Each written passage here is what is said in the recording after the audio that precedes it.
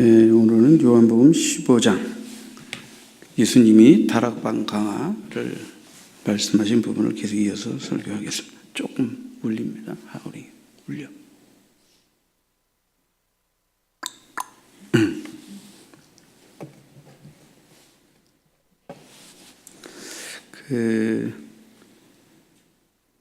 한 열 몇 시간 전이겠네요. 에고의 의미에서 예수님께서 나는 뭐뭐다 이렇게 말씀하실 때 나는 포도나무요 한번 이제 설교한 적이 있어요. 아마 이야기 설교 238번째. 여러분 나중에 한번 참조해 보시길 바라고요. 자, 오늘은 이 본문 속에서 예수님께서 이 포도나무의 비유를 통해 우리가 세 가지 비유의 내용을 먼저 살펴봐야 될 것 같은데요. 15장 1절에 보면 나는 참 포도나무요. 예수님은 참 포도나무다. 그리고 내 아버지는 그 농부라. 5절에 보면 나는 포도나무여 너희는 가지라. 같이 1차적으로 이 말씀을 듣는 제자들 그리고 후에 주를 믿고 따르는 모든 주의 성도들이 가지다 라는 표현. 그래서 포도나무와 농부와 가지 이 세 가지를 말씀하셨죠. 자, 주님이 포도나무라고 말하는데 여기에 참 포도나무라고 하셨어요. 이것은 사실 우리가 구약적인 배경을 이해해야 되는데 포도나무는 이스라엘을 뜻하고 하나님 앞에 패역하고 불순종해서 심판받은 어떤 이런 의미를 갖고 있기 때문에 예수님께서 특별히 여기에 참 포도나무라는 말 비유를 통해서 이제 이전에 하나님께 불순종하고 하나님께 심판당한 그런 이스라엘이 아니라 이제 아버지 뜻에 온전히 순종하여 그 온전한 열매를 맺기 이 땅에 오신 예수님, 그 예수님을 믿어서 그죠? 새 이스라엘이 공동체가 될 그 모든 것들까지 염두에 두고 예수님은 나는 참 포도나무다 이렇게 말씀하신 거예요. 그래서 이 포도나무는 말 그대로 포도나무 그리고 가지가 달려 있어서 거기 열매들까지 다 포괄해서 말씀하시는 거예요. 이 참 포도나무가 이제 심판받은 들포도 이렇게 나쁜 포도, 나쁜 열매가 아니라 좋은 열매를 맺는 나무. 그래서 이것은 예수를 믿고 예수로만 거듭나서 이제 예수님과 함께 교회의 머리 되신 주님과 함께 주님의 몸을 이룰 교회를 비유적으로 해서 예수님이 포도나무에 관한 것을 이 제자들에게 말씀하고 계시다 이렇게 보면 됩니다. 너희는 가지라. 이게 포도나무의 가지는 당연히 열매가 달리는 이제 그 줄기 위에 가지라 이렇게 볼 수가 있겠죠. 여러분 이제 이 참 이스라엘, 참 포도나무, 참 이스라엘은 그리스도를 머리로 한 교회입니다. 참 포도나무이신 예수와 농부이신 아버지와 연합한 자들이죠. 연합한 자들. 그래서 그 가지, 그 성도들은 그 참 포도나무에 달려서 붙어서 거기서 좋은 열매를 맺게 됩니다. 예수님은 참 포도나무로 이제 이렇게 묘사되어 있는데 이것은 예수께서 가지를 내시고 생명력 있는 그죠? 열매를 맺도록 하시는 이제 뿌리이자 줄기이자 그 가지의 열매를 공급하시는 분이시다 하는 것. 그래서 성도들의 생명의 근원이시고 원천이시고 그들이 맺는 모든 열매를 주시는 분이시다 하는 것을 이제 설명하기 위해서 참 포도나무라 이렇게. 그러나 여러분 포도가 그냥 나무에서 줄기가 나고 싹이 나고 이렇게 해서 저절로 포도를 맺는 건 아니죠. 반드시 포도원의 주인인 농부가 거기에 약도 주고 물도 주고 벌레도 잡아주고 또 열매 맺을 수 없는 가지 쳐주고 열매를 잘 맺도록 또 하고 이런 여러 가지 돌봄이 필요하죠. 그래서 농부는 누구냐? 하나님이시다. 하나님의 돌봄과 길리우심 속에서 좋은 포도 열매가 맺는다. 이런 것까지 다 함축되어 있습니다. 자, 이제 우리가 요한복음 15장을 앞으로 한 몇 시간 설교할 것입니다. 오늘은 다 하지 않고 주로 이 열매에 관련해서 설교를 하도록 하겠습니다. 그래서 오늘 말씀의 제목은 가지가 열매를 맺으려면 그러니까 가지는 누구예요? 1차적으로는 제자들이고 또 이후에 교회를 이룰 주를 믿어 거듭나 주님의 몸을 이루는 성도들, 바로 우리들이다, 이렇게 볼 수가 있겠습니다. 그러니까 우리가 열매를 맺으면 어떻게 하겠냐? 오늘날 성도들이 열매를 맺는 그런 삶을 살면 어떻게 하겠냐? 이렇게 생각해 봐도 되겠습니다. 자, 첫 번째 가지가 열매를 맺으려면, 그러면 4절부터 보겠습니다. 4절. 자, 4절 본문을 보시죠. 내 안에 거하라. 내 안에 거하라. 나도 너희 안에 거하리라. 가지가 포도나무에 붙어 있지 아니하면 스스로 열매를 맺을 수 없음 같이 너희도 내 안에 있지 아니하면 그러하리라. 포도나무가 열매를 맺으면 포도나무에 붙어 있는 가지가 돼야 되고, 포도나무에 그 가지가 붙어 있다는 표현을 예수님이 뭐라고 표현했냐면 내 안에 거하라라는 표현을 했어요. 그러니까 내 안에 거하라라는 의미를 이해해야 되겠죠. 내 안에 거하라. 예수님은 그죠? 너희가 내 안에 있어야 나도 너희 안에 있다. 너희가 내 안에, 내가 너희 안에. 그래서 이게 내 안에 거하라라는 표현을 말씀하셨어요. 이게 이제 거하라는 말은 메이나테라는 이 머무르다라는 동사에서 나온 이제 메노라는 단어인데요. 메노. 4절로 10절에 이 거하라라는 의미의 이 원어 단어가 한 10번 정도 쓰였는데요.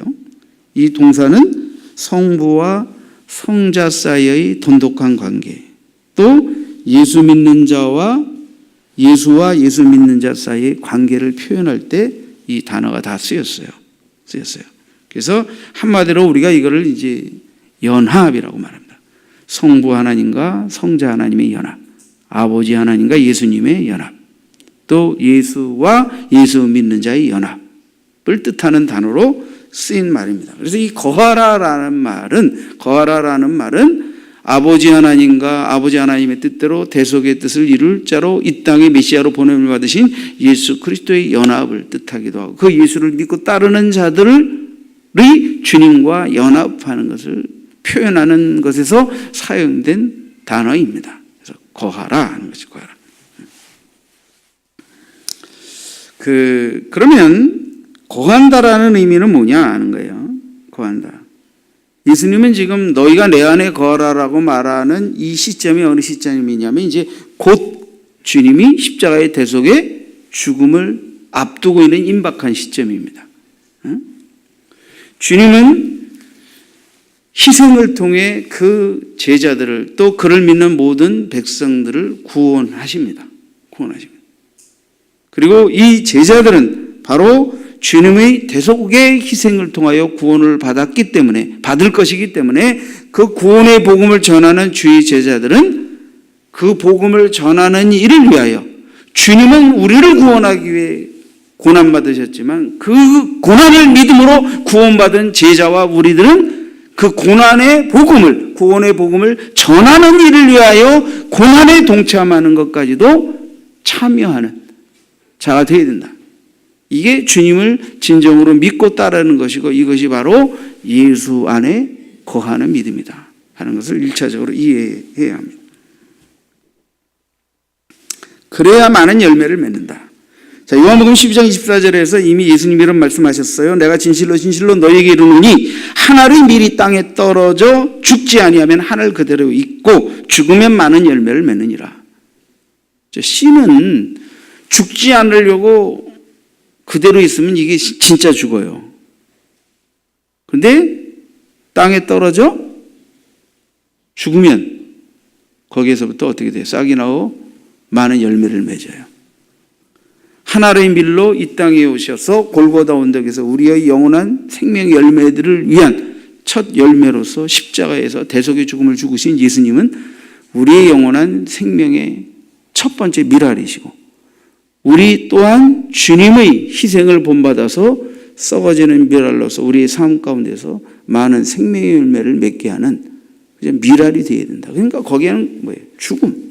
죽음에 이르는 고난이 거기에 들어가 있는 것이죠. 그러니까 우리가 주님을 믿고 따른다 하는 것은 뭐예요? 주님이 나를 살리기 위해 고난받으신 것처럼 우리는 나를 살리는 복음을 전하기 위해 고난을 받는다 하는 의미가 있어요. 고난을 받는 데에도 마다하지 않는다.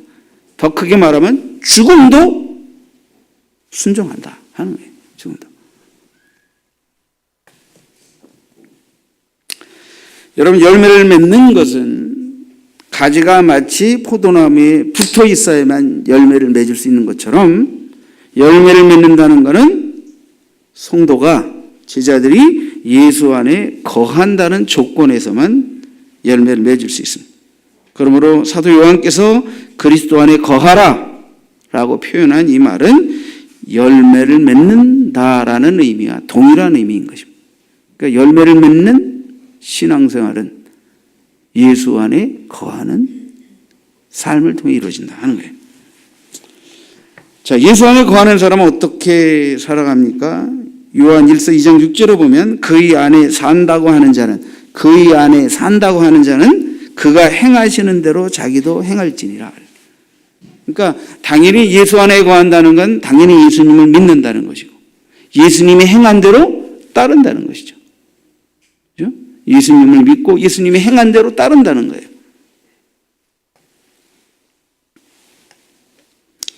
자, 15장 5절에 주의사항이 있습니다. 5절에 보면, 자, 나는 포도나무여 너희는 가지라. 그가 내 안에 내가 그 안에 거하면 사람이 열매를 많이 맺나니. 자, 여기까지 이제 한 얘기, 똑같은 얘기입니다. 나를 떠나서는 너희가 아무것도 할 수 없습니다.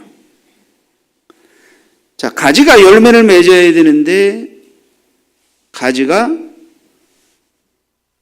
그 나무, 포도나무에 붙어 있지 않게 되면 열매를 맺을 수 없다는 거예요. 그때 예수님이 뭐라고 표현했냐면 나를 떠나서는 너희가 아무것도 할 수 없다라는 첫 번째 주의사항을 말씀하셨어요.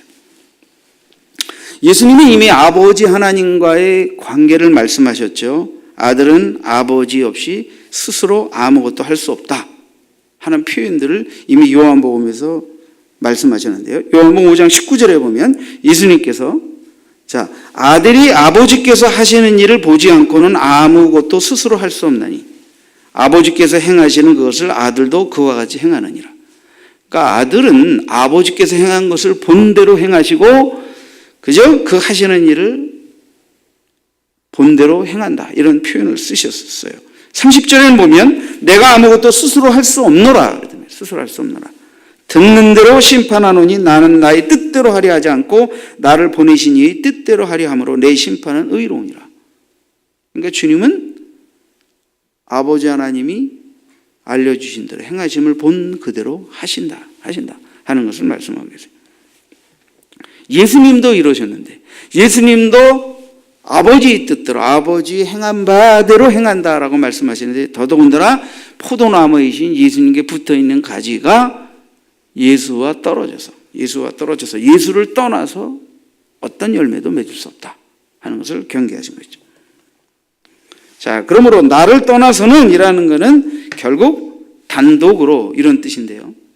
예수님을 제쳐놓고 내 스스로의 힘 단독으로 주님이 말씀하시는 그런 열매는 불가능하다. 그러니까 예수 안에 있을 때에만 많은 열매를 맺을 수 있는데 예수를 떠나서는 이런 열매들을 맺을 수 없다 하는 걸 경계하신 것이죠. 빌립보서 1장 11절로 보면 예수 그리스도로 말미암아 의의 열매가 가득하여 하나님의 영광과 찬송이 되기를 원하노라. 여기 예수 그리스도로 말미암아 의의 열매가 가득하여.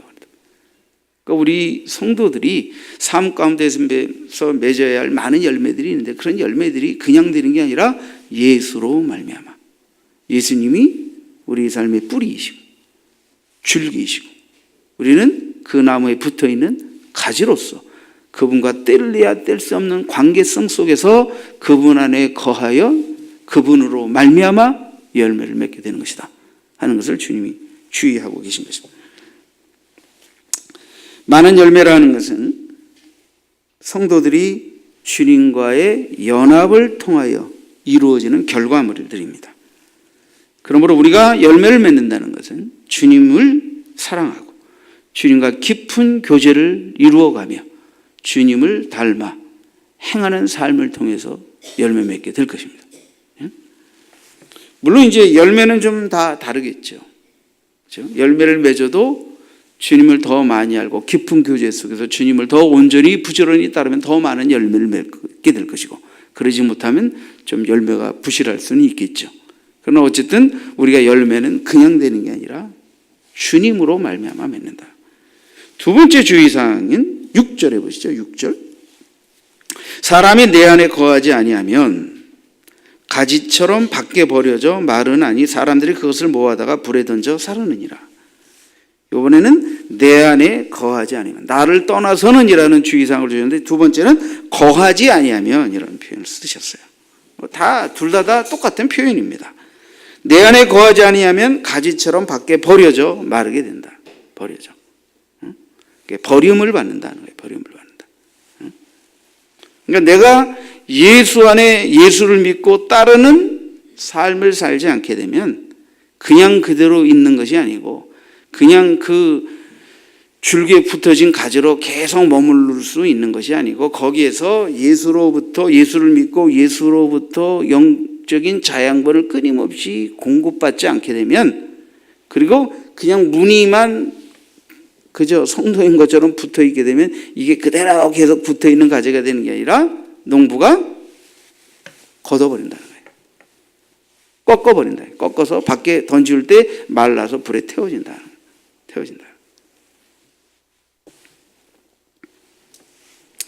우리는 예수와 연합하여 많은 열매를 맺고 하나님 나라의 구성원이 됩니다. 그렇지만 예수와 연합하지 않은 자는 심판을 받게 될 것입니다. 예? 심판을. 이것은 거하지 않는다는 말은, 거한다는 말은 믿고 따른다는 말이라면, 거하지 않는다는 말은 믿지 않고 따르지 않는다는 말이에요.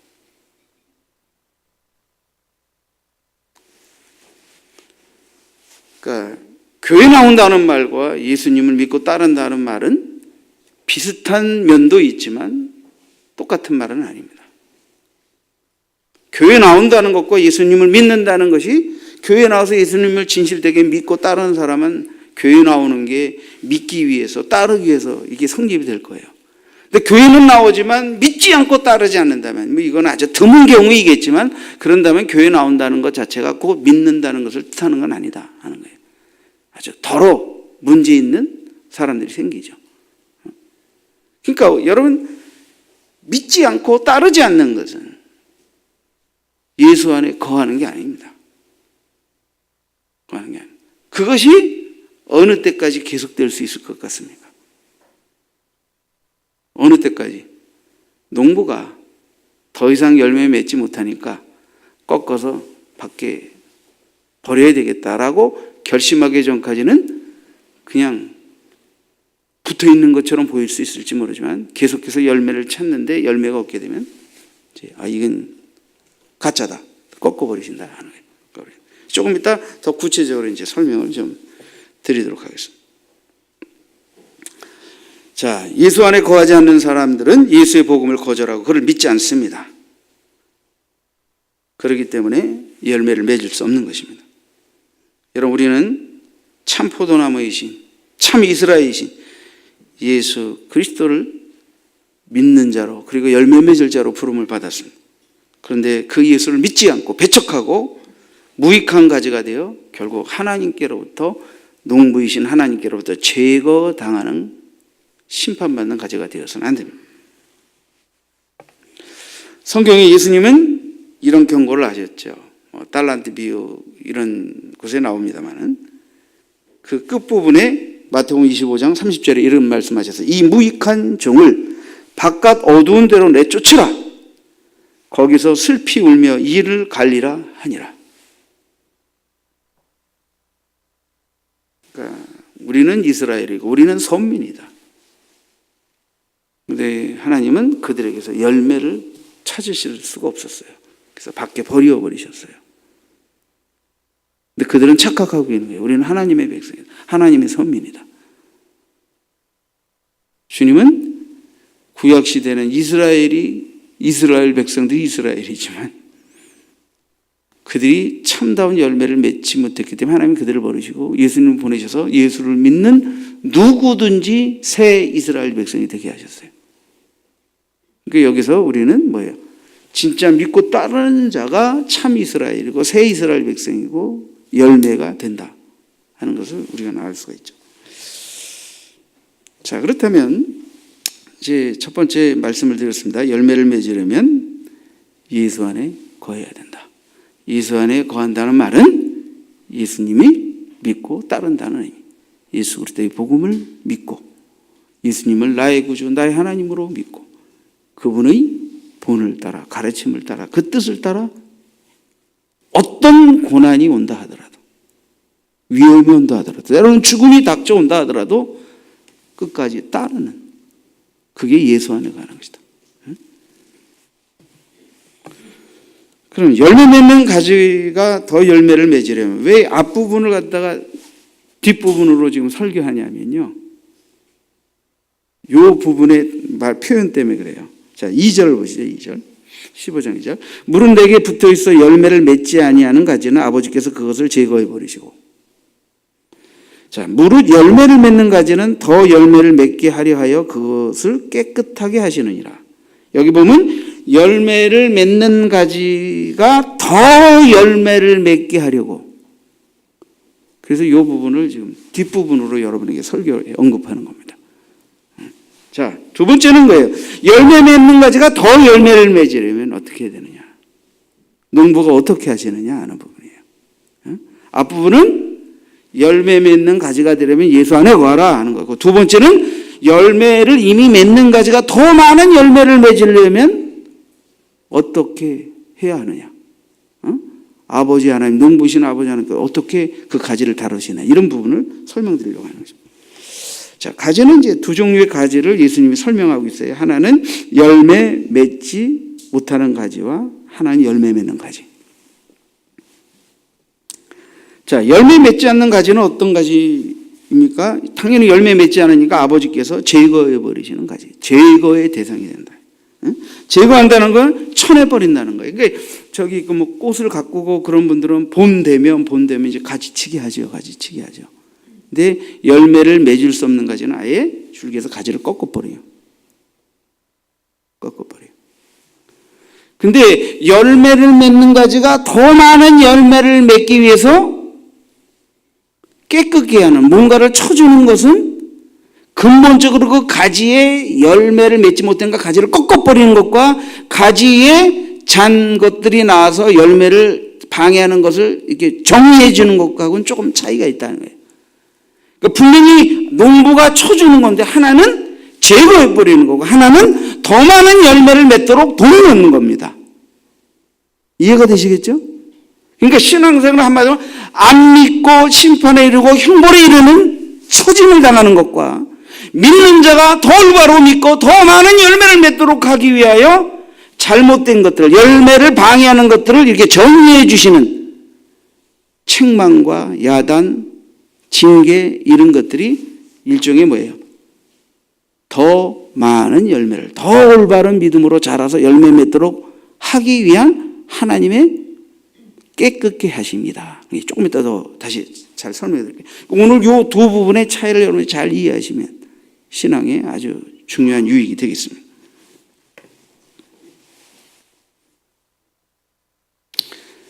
자, 우선 우리가 이 열매란, 이게 영적으로 이 열매라는 게 뭐냐? 그럼 예수님이 이 열매라고 말씀하시는 이것은 주님과 연합된 성도들이, 그죠? 주님을 믿고 따름으로 인해서 이제 생산되는 영적인 일들을 말하죠. 그래서 뭐 성경에는 열매에 관한 다양한 표현들이 있고, 갈라디아서 5장 22, 23절에는 성령의 열매들 9가지 설명하고 있고, 뭐 다른 열매들도 다 표현이 돼 있어요. 그래서 이 열매들은 말 그대로 아버지의 뜻대로 주님 닮아 시키신 일, 맡기신 일, 그 말씀에 순종하고 행하고 변화되고 하는 모든 것들 속에서 열매들을 우리가 찾을 수 있는 거예요. 그래서 열매는 내적인 열매도 있을 수 있고 외적인 열매도 있고 일과 사역 속에서 맺혀지는 열매들도 있을 수 있겠죠. 그렇죠? 자, 이 열매 맺지 않는 가지는 아버지께서 제거해 버리신다. 이렇게 말 그대로 잘라서 쳐내 버리는 거예요. 근데 진짜 이제 말하려고 하는 건 열매 맺는 가지가 더 열매를 맺도록 하시기 위해서 아버지 하나님께서 하시는 일이 뭐냐? 그게 손질을 하시는 거예요. 손질. 이것을 이제 깨끗게 하신다라고 예수님은 표현하셨어요. 자, 15장 3절을 다시 보시죠. 2절 하반절에 보면 더 열매를 맺게 하려 하여 그것을 깨끗하게 하시느니라. 그랬고 다시 3절에 너희는 내가 일러준 말로 이미 깨끗하여졌으니, 내가 너에게 일러준 말로 이미 깨끗하여졌으니. 사실 주님이 깨끗하여졌다라는 표현은 발 씻으실 때, 그죠? 베드로가 씻기실 수 없습니다. 어떻게 예수님이 우리를 씻기십니까? 그러니까 네가 나한테 발 씻음을 당하지 않으면 넌 나와 상관없는 자다. 그러니까 주님 온몸도 씻겨주십시오. 그러니까 온몸은 이미 깨끗해졌으니 발만 씻으면 된다, 이렇게 표현했어요. 그러나 다는 아니다. 다는 아니다. 그래서 온몸을 씻김받은 것은 나를 믿고 따르는 자라는 표현. 그리고 밭을 씻는다는 것은 믿고 따르는 자의 부족한 부분들을 온전케 하기 위한 어떤 것을 비유적으로 이제 설명하신 것이죠. 그래서 너희는 이미 온몸이 깨끗해졌다라는 것은 나를 믿고 따른다라는 것을 주님이, 그러니까 너희는 나를 믿는 자다. 그러나 다는 아니다. 그러니까 너희 중에 하나는 나를 믿는 자가 아니다 하는 것을 말해요. 그러니까 하나는 결국 뭐예요? 가지가 꺾인다. 그리고 너희들은 발을 씻긴다. 너희들은 더 열매를 맺도록 하기 위해서 내가 어떻게 돼요? 깨끗게 한다. 이미 내가 준 말을 믿고 이미 내가 너희에게 가르친 말씀들을 통해서 너희가 열매를 맺지 못하게 하는 시험들, 유혹들, 넘어짐들로부터 너희들이 치료받고 회복이 되어서 더 많이 열매 맺는 가지가 될 것이다 하는 것을 말씀하시는 거예요. 그러므로 여러분, 말씀을 들을 때 좀 복개는 것, 복개는 말씀, 처음에 말씀 들으면 성질도 나고 화도 나고 복개는 말씀이 생길 수 있죠. 근데 이것 때문에 염려하지 마세요. 이것이 잠깐 동안은 힘들고 그대로 지켜질 수 없는 말씀이고 또는 내 생각에 맞지 않는 말씀 같고 막 이러지만, 그 말씀이 나에게 복개게 만들면, 갈등을 불러일으키게 되면, 그걸 가지고 계속 기도하다 보면 처음엔 말씀이 싫었는데, 말씀 때문에 화가 나는데 기도해 보면 그 말씀에 거역하는 내 안의 고집과 내 생각과 내 열심과 내 편견과 내 삐뚤어진 것들을 보게 되면서 그것을 이제 우리가 회개하게 되죠. 회개하게 됨으로 인해서 뭐예요? 처음엔 그 말씀이 나를 화나게 하고 그 말씀이 나를 힘들게 하지만 그 말씀에 순종해서 회개하고 버릴 거 버리고 꺾을 걸 꺾게 되니까 그 말씀이 어떻게 돼요? 나를 깨끗게 하는 말씀이 되는 줄 믿습니다. 그러니까 말씀 때문에 고쳐주고 말씀 때문에 치료받고 말씀 때문에 정결하게 되어지는 은혜를 만나는 것, 이것이 말씀이 깨끗해지는 것이고, 이것이 바로 뭐예요? 우리가 주님을 더 믿고 온전히 닮아가서 많은 열매를 맺어야 하는 것에 대해서 내 안에 있는 장애물들, 문제거리들을 아버지 하나님이 이렇게 완전히 가지를 꺾어서 열매 맺을 수 없는 나무를 심판의 의미로 꺾어버리는 게 아니라 더 나은 열매를 맺기 위해서 부족한 부분들을 이렇게 정리해 주시는 거라고 보면 돼요. 정리해 주시는. 이 은혜를 입어야 우리가 더 많은 열매를 맺는 거예요. 그러니까 우리가 이미 이제 믿음 생활 오래 하시는 분들은 이 말씀의 의미가 어렵지 않죠. 그래서 우리가 이런 은혜 속에서 더 온전한 열매를 맺는 성도로 성장하고 성숙하게 된 줄 믿습니다. 누구도 여기에는 예외가 있을 수 없는 거예요. 말씀을 전하는 목사님도 늘 지금도 여전히 주님이 이것저것 온전케 하시기 위해서 죄 주시는 은혜를 받지 않는다면 설 수 없는 것입니다. 이것.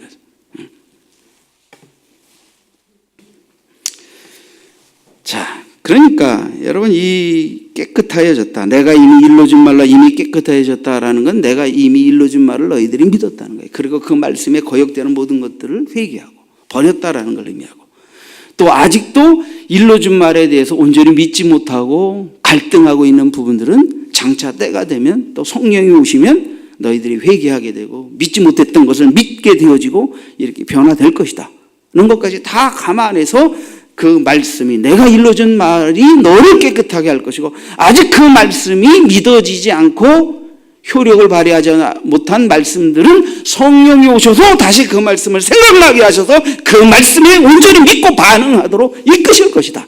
그래서 온전한 열매 맺는 나무로 깨끗하게 이끌림을 받게 될 것이다. 이런 것까지 다 말씀하시고 계신 것입니다.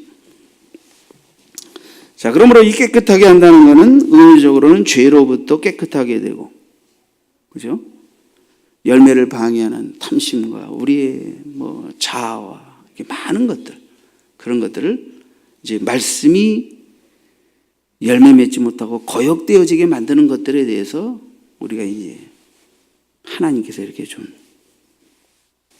쳐내시는 거죠.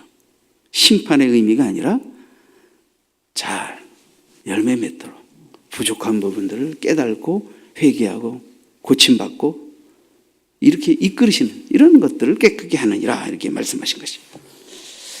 자, 시편 66편 10절에 이런 말씀이 있습니다.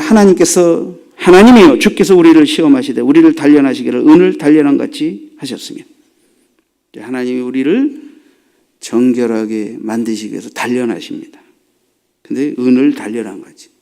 그러니까 고난이라는 용광로에 넣어서 우리를 단련하심으로 인해서 우리 안에 불순물들을, 죄들을, 또 거듭나서 하나님의 자녀가 되었어도 여전히 하나님의 뜻을 온전히 분별하지 못하고 하나님의 말씀 온전히 순종하지 못하는 내 마음의 거역의 성향들, 탐심의 성향들, 죄의 성향들을 찾아내서 회개하고 떨궈내고 씻겨내도록 고난을 통해서 우리를 정결을 이루어 가시는 작업을 아버지 하나님께서 하신다 하는 거예요.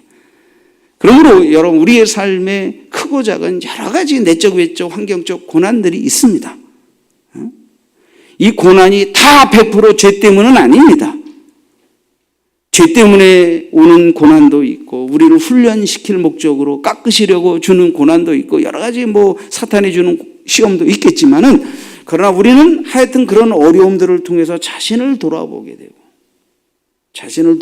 되고 회개하게 되고 다짐하게 되고 교정받게 되면서 우리는 훨씬 더 깨끗함을 잊게 되어지게 돼요. 깨끗함을 잊게 돼요. 더 좋은 열매를 맺는 성숙한 그리스도의 가지들로 자라가는 은혜를 잊게 돼 있어요. 야고보서 1장 2절로 4절에 야고보 사도는 이렇게 말씀하셨습니다. 내 형제들아, 너희가 여러 가지 시험을 당하거든 온전히 기쁘게 여기라. 시험을 당할 때 기쁘게 여기라는 거예요. 이는 너희 믿음의 시련이, 믿음으로 사는 사람들에게 다가오는 여러 가지 어려움들이 어떻게 돼요? 인내를 만들어내는 줄 너희가 알미라. 인내를 온전히 이루라. 이는 너희로 온전하고 구비하여 조금도 부족함이 없게 하려 함이라. 그러니까 우리가 하나님 앞에 흠도 없고 점도 없이 온전한 산재물로 그저 변화되어서 하나님 앞에 영광 돌릴 수 있는 그릇이 되려면 주님께서 우리에게 시련을 통해서 고난이라는 용광로를 통해서 우리의 불순물을 제거하고 고집을 꺾고 아집을 꺾고 그릇된 생각과 뜻과 마음의 동기를 걸러내셔서 주님의 마음, 주님의 뜻, 주님의 말씀에 온전히 순종하고 따를 수 있는, 어떤 고난이 오더라도 따르고 순종할 수 있는 그릇으로 만들어서 하나님이 영광 받으시는 열매들을 맺게 하시는 것입니다. 예?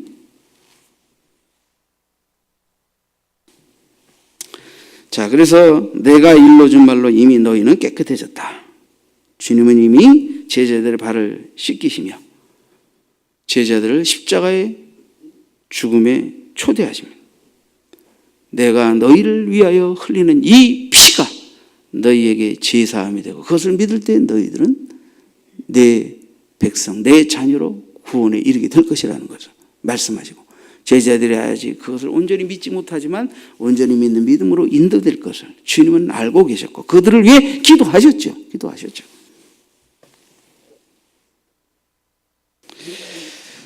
여러분, 에베소 5장 26절에 보면 이런 말씀이 있습니다. 이는 곧 물로 씻어. 자, 보세요. 물로 씻어. 물은 씻는 역할을 하죠.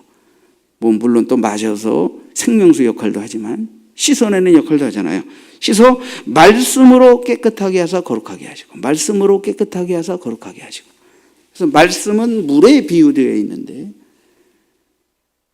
말씀이 영의 양식일 때는 마치 물을 먹을 때 우리가 생명 양식으로, 생명수로 삼는 것과 똑같다면, 물로 씻어낸다고 말할 때는 말씀이 우리 안에서 말씀과 거역되어지는 것들을 쳐내는 거예요. 회개할 수 있도록. 그죠? 말씀과 위배되고 말씀에 순종하지 못하는 우리 것들이 우리 안에서 막 우당탕탕탕탕 일어나는데, 이것이 나중에는 어떻게 돼요? 말씀에 순종하고 따르고자 하는 자들은 성령 안에서 이것들을 제거하게 되죠. 회개함으로 제거하게 되고 그리스도의 피의 은혜로 용서함 받게 되고 그러면서 다시 말씀에 순전한 마음으로 순종하고 따르게 되죠.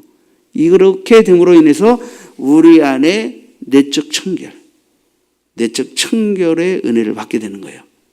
그러니까 물이 우리를 씻듯 말씀이 우리 안을 씻어낸다, 씻는다.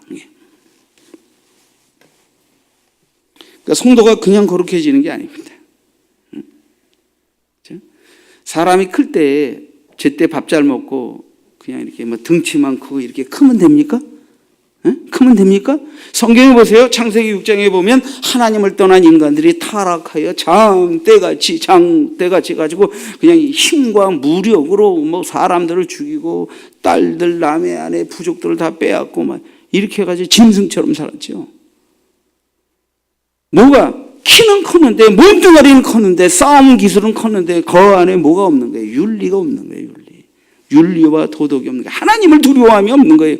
그러니까 뭐예요? 힘으로 그냥 아무나 뺏는 거예요. 그만. 그러니까 여러분, 우리가 정상적으로 사람이 성장한다는 건 몸만 크는 게 아니죠. 마음도 크고, 생각도 크고, 그렇죠? 나이에 맞게 바르게 생각하고 행동할 줄 아는 그 어떤 정신적인 발달도 커야 되는 거 아니에요. 더군다나 우리가 하나님의 사람이라고 할 때 우리는 영적 발달을 이루어야 합니다. 영적인 측면에서 정상적으로 커가는 과정을 잘 밟아가야 된다는 거예요. 밟아가야 된다.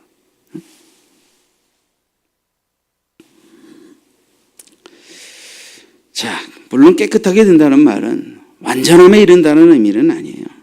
하나님의 말씀은 죄를 드러내고 성도들을 그리스도 안에서 성숙해지도록 하고 거룩해지도록 만드는 거예요. 그죠?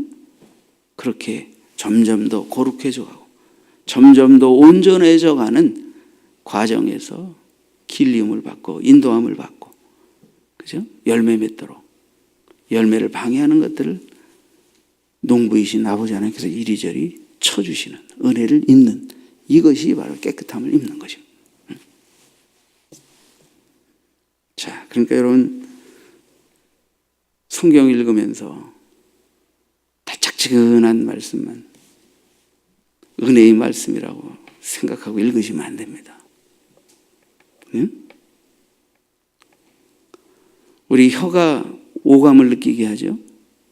단맛, 신맛, 쓴맛 뭐 여러 가지 이제 맛을 느끼게 하는데 주로 아이들이 단맛을 좋아한단 말이에요. 어린 아이들이 너무 일찍 단맛을 좋아해서 단 것을 좋아하게 되면 단 것 중에도 단당류가 있고 다당류가 이렇게 뭐 우리 몸에 좀 안 좋은 물론 어느 정도는 먹어야 되지만 너무 많이 먹으면 오히려 몸에 해가 되는 당분도 있고 유익한 당도 있단 말이에요. 그러니까 여러분 이렇게 말씀을 먹을 때 달짝지근 우리 몸에 흔히 이런 말 있죠. 몸에 좋은 것은 어떻다? 쓴 게 몸에 좋다. 그래서 요즘 봄철 이제 지나가서 여름에 가까우고 있는데요. 이 봄에 뭐가 나와요? 각종 나물들이 신선한 나물들이 나오는데 특히 입에 쓴 나물이 우리 몸에 좋다. 신 것은 눈을 밝게 하고 단 것도 뭐 힘을 주지만 뭐든지 지나치면 안 되고 단 것만이 좋은 게 아니라 단 것을 잘못 먹으면 나빠지듯이 몸에 이 쓴 것들이 우리 몸에 유익한 것입니다. 그러니까 말씀도 단말씀도 먹어야 되겠지만 단말씀만 내 귀에 가렵고 그냥 좋은 말씀만 계속 읽다 보면요 우리가 마귀한테 속기 쉬워요. 쓴 말씀도 사랑하고 처음엔 써서 싣고 뱉고 싶지만 한참 묵상하고 생각해 보니까 그 쓴 말씀이 오히려 단말씀보다 더 나의 영적 건강에 유익한 말씀이었다는 것을 우리가 깨닫게 되는 거예요. 자, 세 번째, 너희가 열매를 맺으면 8절에 보시죠. 8절에 너희가 열매를 많이 맺으면 내 아버지께서 영광을 받을 것이요 너희는 내 제자가 되리라. 그러니까 우리가 열매를 잘 맺게 되면 아버지께서 영광을 받으신다. 자, 하나님께서 성도들에게 원하시는 것은 그들을 통해 영광 받으시는 것입니다. 하나님께서 인간을 창조하실 때 그 창조의 목적은 뭐예요? 아버지께 찬송과 영광을 돌리는 존재로 살아가도록 찍으신 거예요. 그러니까 우리가 하나님께 찬송과 영광 돌림의 존재가 되어지는 은혜 아래에서 구원도 받고 복도 받는 거예요. 때로는 매도 맞는 거예요. 그죠? 그래서 내가 한 모든 일이 하나님의 뜻대로 되어진 일이냐 아니냐 하는 것을 분별하는 것은 마지막에 종착역에 가서 그것을 통해 하나님의 영광을 받으실 수 있겠느냐 하는 거예요. 하나님이 영광을 받으실 수 없다고 하게 되면, 영광을 가리우는 것이 되게 된다고 하게 되면, 무엇이 지금 내가 하나님의 영광을 가리우고 해치게 되느냐를 찾아서 회개해야 되는 거예요. 그리고 교정하고 고쳐야 되는 거예요. 그죠? 누구나 다 볼 때 이건 하나님께 영광 돌림이 된다. 그건 아무 문제가 없죠. 항상 아버지 하나님께서 영광을 받으시도록. 그러면 너희가 내 제자가 된다. 이런 말씀하셨어요. 주님 일찍이 제자의 도에 관해서 많이 말씀하셨죠. 누구든지 나를 따라오려거든 자기 십자가를 지고, 그죠? 자기를 부인하고 자기 십자가를 지고 날마다 나를 따르라 했단 말이에요. 날마다 제 십자가를 지고 나를 따라. 자기를 부인해야 됩니다. 십자가를 져야 합니다. 그리고 주님을 따라야 합니다. 그러니까 내 뜻을 꺾고 내 탐심을 내려놓고 내 허영을 내려놓고 주님을 온전히 믿고 아버지 하나님의 영광을 쫓아 아버지의 뜻과 영광을 위해 온전히 순종하셨던 주님의 모범을 쫓아서 주님을 그 십자가를 지고 끝까지 따르는 삶. 이게 바로 주의 제자의 삶이고, 이것이 예수 안에 거하는 자의 삶이고, 이것이 바로 열매 맺는 자의 신앙의 특징이다. 이렇게 보면 되겠습니다. 자, 여러분, 열매 맺는 가지가 되려면 예수 안에 거해야 합니다. 열매 맺는 가지가 더 많은 열매를 맺기 위해서 우리는 말씀으로 깨끗함을 입어야 합니다. 무슨 뜻인지 다 공부했으니까 아시죠? 열매를 우리가 많이 맺게 되면 아버지께서 영광을 받으시고 우리는 주님이 제자라는 것을 인정받고 제자로서 발견되고 제자의 상을 받게 될 것입니다.